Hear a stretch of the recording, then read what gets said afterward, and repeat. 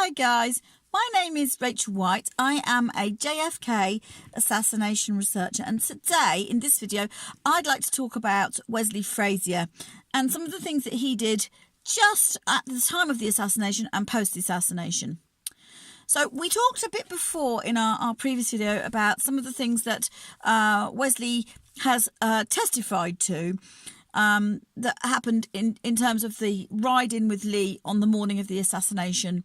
We said that Frazier testifies that Lee came to his house in Irving on the morning of the 22nd of November 1963, put a package, which he claimed to be curtain rods, on the backseat of his car. They rode in together to the Texas School Book Depository. Wesley and Lee got there.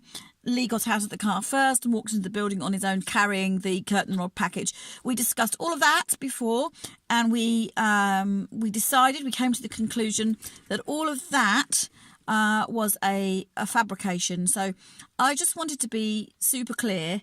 I just want to be super clear that that's what we discussed before, and that's what we said. Okay, so Wesley Frazier, at the point of the assassination, we need to investigate his role a little bit more. Now, Frazier these days gives plenty of YouTube videos himself.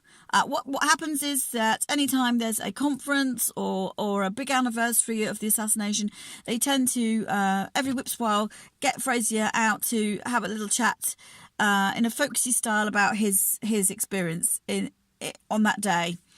So this is my response to all of those videos that are on YouTube, which you can go watch, that I've actually watched myself. So the first thing is that Frazier talks very much about him being a guy who ate his lunch in the basement of that school book depository building, which I find really quite odd for a 19-year-old lad. He says he went down there. He preferred to be down there because he could get a bit of peace and quiet and read the school textbooks.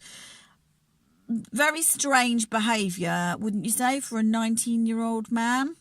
Just not long out of school, that long out of school himself, reading school textbooks on his own. I mean, normal behaviour for a guy of his age would be to sit with the other lads and play cards, play dominoes, eat your lunch, chew the fat, look at girls, all those kinds of things. It's very unusual, in my opinion, that he would have actually done that. So I'm wondering, actually, if we don't know enough about Frazier's background and history. I mean, we know he was living with Linnie Mae and he was sleeping on her sofa, which is, again, a very unusual arrangement. He's a big guy. To sleep on someone's sofa for any more than a few nights when you're working in a hard manual labour job, very, very uncomfortable, I would have thought. Very uncomfortable, and I can't quite get my head around how a big, heavy, 6 foot, 19-year-old strapping lad is going to manage sleeping on a sofa for 6 weeks or so. In my mind, that doesn't quite work out. Linnie Mae, we've already discussed, she has her own involvement in the scenario that unfolds on the assassination day. And we've talked already about them being in this together. So my personal belief is that Wesley Frazier is definitely connected into the intelligence services. He's definitely got a role to play here. So let's talk about what happens from the point of view of lunchtime on the day of the assassination. So let's just see where we go with that. Wesley tells us that he is in the basement, which is suspect. Let's bear in mind that just before the motorcade turned into the end of Houston Street and round the corner to Elm, the lights went out in the building. There was a power cut. In actual fact, we know that somebody flipped the switch. So where's the switch going to be? It's going to be down there in that basement. So we're saying it's more than likely that Frazier was tasked with switching the power off to the building.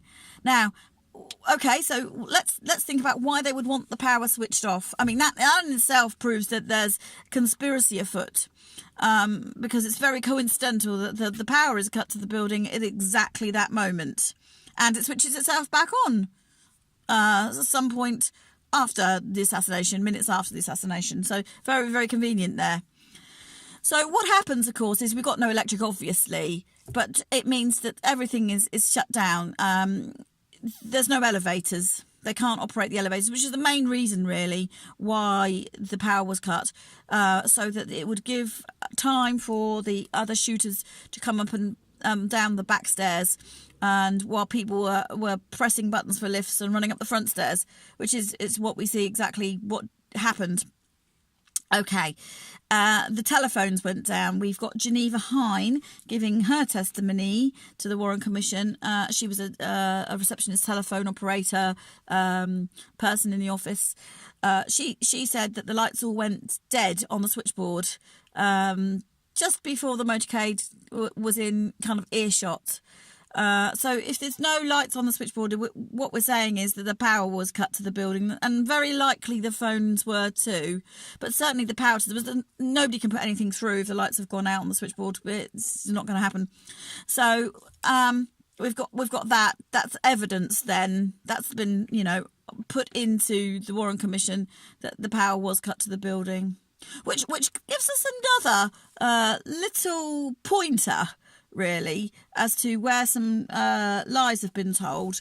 Because remember, from time immemorial, that we've been told that 90 seconds or so, a minute and a half or so after the assassination, that Lee Harvey Oswald was accosted by detective or police officer Marion Baker and the building superintendent or the supervisor Roy Truley.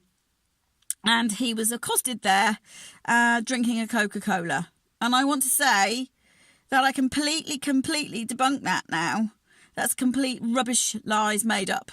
Because how can you buy a Coca-Cola out of a vending machine in a power cut? So that is absolutely proven that encounter did not occur. Okay, so they needed to have that story set so that they could put Lee closer to the 6th floor within the timescale. That's simply what that story is all about. He did not buy a Coca-Cola from any vending machine whatsoever on that day. I guarantee to you that that's complete lies. And here we are, we've proved it, because you cannot buy a Coca-Cola in a power cut. Simple as. Okay, so Frazier, we believe, is the one who switched that power off. Now, I believe Frazier has another mission at this point. I can't 100% prove this to you, but this is what I feel has happened. And it's certainly, when we look at where Frazier seems to be, would fit the scenario. So we have the photo, the famous Altgen 6 photo of the doorway with Lee Harvey Oswald stood there, clearly innocent, and the motorcade is passing by, and we've identified other people in that doorway. Now, Frazier tells us time and time again, in every interview he ever does, that he's back there in the shadows, but we have not been able to locate Frazier in the shadows. Nobody has ever been able to do that. And all the film and footage, Frazier seems to be nowhere to be found. Nowhere. He's in nothing. So my contention is that Frazier left momentarily before the motorcade came round that corner. So I believe he switched the power off to the building. He walked up to the front doorway. He walked out the front doorway. Hence, he knows and he can prove who was stood there, because he gives the testimony about who was stood there. So he walked through that, and he actually went down the road and caught the bus. So all of this story we have about the alternative story about how Lee left the plaza on that day, about him catching a bus and then and getting off the bus and then catching a cab. I don't believe that Lee Harvey Oswald left the plaza that way, but I do believe that Frazier actually caught that bus. Now, Frazier was wearing a blue overshirt, denim-y blue overshirt, and the bus driver, Cecil McWaters, gives that account that the young man that boarded the bus partway between stops actually banged on the door to get on the bus, just as the traffic is starting to build up and all the chaos. And he boards the bus. He's there minutes, maybe not even so. And he then leaves the bus because the bus is now bogged down in traffic. And the bus driver, Cecil McWaters, gives the account that this guy is wearing a blue overshirt. Now, we know for sure that Lee Harvey Oswald had a brown overshirt on that day. And Frazier is depicted later, and he is certainly wearing a big overshirt, maybe possibly denim blue. It has a great big logo on the back of a big eagle and the word Texas in an arc over the back, so a huge design on the back. Okay, so that would have been very, very distinctive. But what we must remember here is that obviously when he is boarding the bus driver is only going to see the front half of him and not necessarily the back. So he may not have been able to identify Frazier with this distinctive logo because he didn't actually see that. So it's very possible, in my opinion, that's what happened. So I believe that Frazier was tasked with boarding that bus in order to take Lee out, either by himself or to point him out to somebody else who would take him out. And interestingly, we have another a press photographer, who came to that bus and took a picture of an empty bus and seemed to be in the right place at the right time. And that same press photographer turns up later at the Texas Theatre. How amazing to be in the right place at the right time. And boy, what a scoop for the newspapers if he'd have managed to get that photo in the papers of the presidential assassin being taken down. Wow, how amazing would that be? I mean, the newspaper editors would have been rubbing their hands together with glee. What a photo that would be. So, you see, in this way, we understand now that there was actually two teams of conspirators. And Lee Harvey Oswald has actually, we talked before about him infiltrating a plot ring. We believe he did that. But we also feel that he infiltrated or was part of what he felt was an abort team. Now, personally, from my research, I believe that abort team was a phony abort team, and it had another deeper, darker purpose, which I don't really want to go into right now because I want to stick with Frazier. But that abort team were giving him instructions, and the conspirator team were giving him instructions also. And I believe that we've got two versions. Well, we know we've got two versions of how Lee left the plaza. I don't believe that that's accidental, because actually I think both of these plans were in the works. Okay, and the narrative was going to be that Lee left the plaza on the bus, because at some point during that journey they were planning to take him out. Now, because that didn't happen, they had to go to plan B. And obviously, as we know, Tippit was shot a little while later, and then Lee was actually apprehended at the theatre. But all of those things were plan B.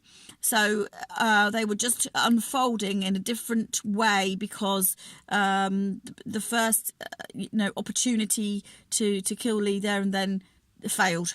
So we just move the plan on a little stage. So this is how these evil conspirators would have planned this out, so that different checkpoints he would have been got.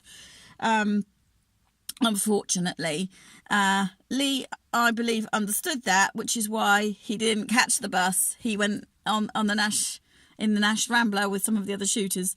So that's a whole other area that I don't personally want to cover about that right now. But we're going to look at Frazier. So somebody bought that ticket. Somebody bought that bus ticket, that bus transfer ticket. Somebody had that. And it was not Lee, because if it had been Lee, it would have been found very much earlier in his processing. They would have, taken things out of his pockets. It would have fallen out. Maybe he would even, Lee being Lee, probably would have thrown such a thing away. But this ticket turns up, and it does not turn up until at least after 4 o'clock in the afternoon. And it turns up pristine. And we've got to remember that Lee was roughed about, his shirt was torn, he was punched in the face, he was wrestled to the ground, he was shoved in the car, banged his head on the way in, handcuffed, really roughed up. So to have this ticket to just come out of the pocket completely like it appears, it's incredible. It looks to me like it's completely planted and preserved evidence to frame him. Now, so what happened was that Frazier got off the bus, okay? I believe that Frazier got off the bus, it got bogged down in traffic, and then he went back to collect his car, which of course is a little... Remember that he parked it further away. Now, he parked that further away because he knew full well, I believe, that the TSBD was going to get sealed off and nobody was going to be allowed in or out. But he's parked nearly 2 blocks away in terms of car parking space. He drives out in his 1954 Chevy and he goes to Baylor Hospital. Now that's interesting, because if you've caught up with some of my previous videos to do with Ruth Payne, and if you haven't, I really urge you to go back and just catch up. We know that Ruth Payne very likely went to Baylor Hospital to meet with John Roselli, mafia guy, her handler, the morning of the assassination. We also have Rod Mackenzie, who was the Holland Avenue safe house manager, meeting with John Roselli. And now we've got Frazier this same afternoon going to Baylor. Now, the reason he gives for this is that his sick stepfather is in the hospital. Okay? His sick stepfather is in the hospital.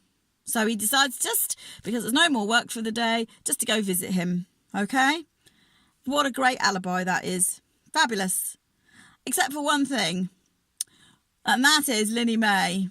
When she trots up and she's unnerving and she's done whatever she's done during the morning, and the news is breaking on the television, and it's known now that the president has been taken to Parkland, she invariably tells the police the story about how she's seen Lee and Frazier together that morning, and how Lee's put the package on the back seat, and she gives the story. And so invariably these police officers, they want to go and talk to Frazier, don't they?